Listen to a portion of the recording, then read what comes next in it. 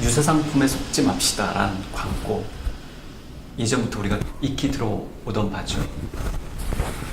짝퉁이라는 것도 합니다. 중국 대륙에서 나오는 얘기죠. 정품이 아닌, 그죠, 정품을 베낀 카피물들도 넘쳐나곤 했던 시대가 있습니다. 그런데요, 우리들의 진리 세계에 있어서도 마찬가지인 것 같습니다. 진리 세계, 믿는 바, 기준, 이 부분과 관련해서 사실 우리에게 진리의 세계와 비진리의 세계가 나눠진다 하겠습니다. 제가 한국에 와서 아무래도 이제 캐나다에 있을 때는 영어를 사용하는 분들과 대화를 많이 나눌 기회가 좀 있었지만 한국에 오니까 이제 그럴 기회가 좀 줄어들더라고요. 그래서 이제 길 가다 보니까 제복 입은 어떤 젊은 남녀들이 가고 있길래 우연히 이제 말을 나누게 됐죠. 알고 보니까 미국에서 왔어요. 그래서 반갑게 이제 저런 얘기를 나누게 되었습니다. 그러던 중에 그들이 왜 왔는지를 알게 됐습니다. 그들이 신봉하고 있는 그런 신앙 체계를 전파하기 위해서, 전수하기 위해서 이곳까지 왔습니다. 놀랍게도 마치 한국인 남성들이, 건강한 남성들이 2년 동안 군복무를 하든 말이죠. 이들도 약 2년에 걸쳐서, 물론 정도의 차이가 좀 있다고는 하지만 자기 자비를 들여서 오더라고요. 그 종교 교파를 대충 짐작하실 것 같습니다. 신앙생활 하신 분들은요. 기독교에서는 이단이라고 부르고 있는 곳인데요. 그들이 그게 또 여기 이렇게 왔는지를 좀 궁금하기도 하고 해서 맥도날드에서 같이 대화를 나누면서 좀 친해지게 됐습니다. 물론 이제 제가 이 크리스찬이라는 것은 일정하게 밝혔죠.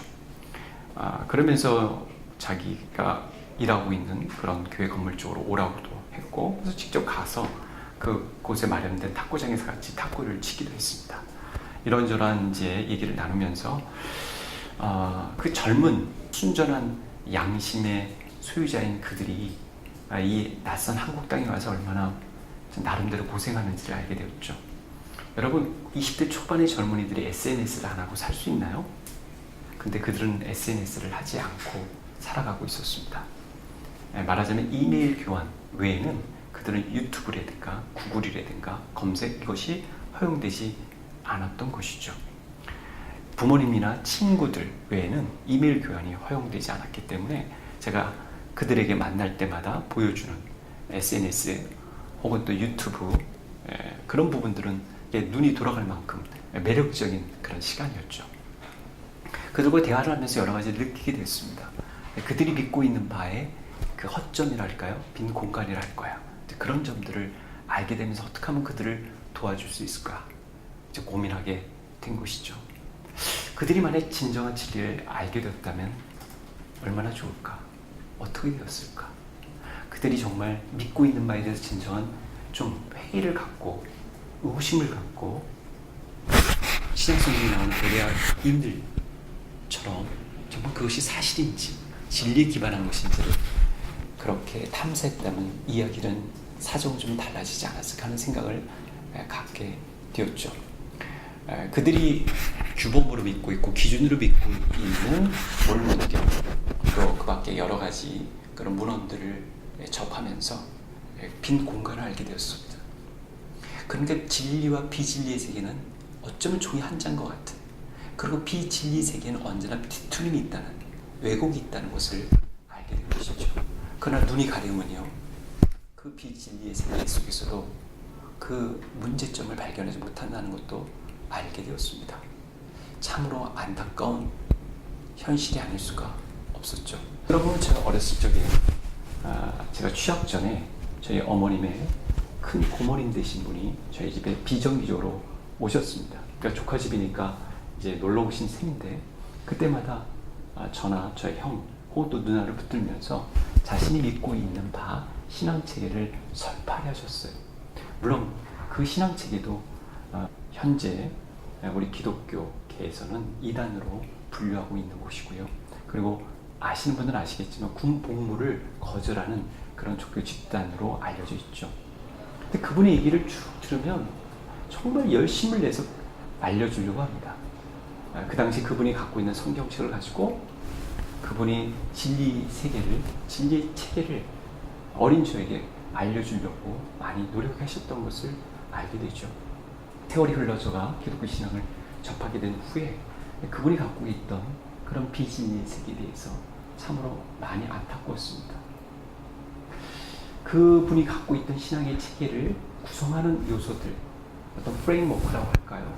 매우 중요한 핵심 원리, 핵심적인 체계들을 공부하면서 일반인들도 보면 어처구니가 없는, 일반인들도 보면 회의를 불러일으킬 수밖에 없는, 일반인들도 보면 쉽게 수긍하기 어려운 부분들을 어떻게 그렇게 쉽게 수긍하고 받아들일까 하는 점이었습니다. 그러니까 비진리 세계에 있어서는 이 매력이 있는 것 같습니다. 끌어당기는 것이 있는 것 같습니다. 물론 어둠 세력이 그 뒤에서 영향력을 끼치고 있다는 것도 우리는 부인할 수 없을 것 같습니다. 그러니 비진리 세계에 놓여져 있는 이들과 달리 진리 세계에 놓여져 있는 이들은 얼마나 행운이 있죠. 비진리 세계에 살면서 여전히 그것이 끼치고 있는 해악을 모른다는 것은 얼마나 불행한 일인지. 학교를 큰애는 학교를 그만둔 상태고 휴학을 하는 거예요? 예. 신천지에서 살고 있어요. 신천지에서. 신천지로 아예 가출을 네. 해버린 거예요? 네. 아, 그 중에 이제 동생도 먼저 들어간 다음에 동생 미국에서 데리고 가는 그렇죠. 네. 그럼 누가 시켜서 이거를 진짜 어떻게 잡아야 될지 나는 나로서는 정말 이거 어떻게 하지 못하겠어요. 제가 사별한 지가 15년 정도 됐는데 걔네들을 보고 좀 키우거든요. 어머니인 그녀에게 아이들은 그녀가 세상을 사는 유일한 이유였을 겁니다.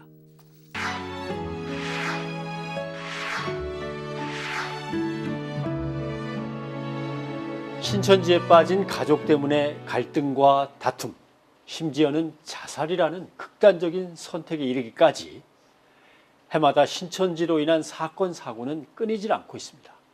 신천지 피해자 가족 모임의 어머니들. 절망의 그 아픔은 겪어보지 않고서는 모른다고 입을 모읍니다. 근데 성경 공부 한번 해볼래? 이러면서 이제 빠지기 시작한 거예요. 짐을 싸가지고 나갔죠. 집에 들어오지 않고 18개월째 지금 가출 중에 있는데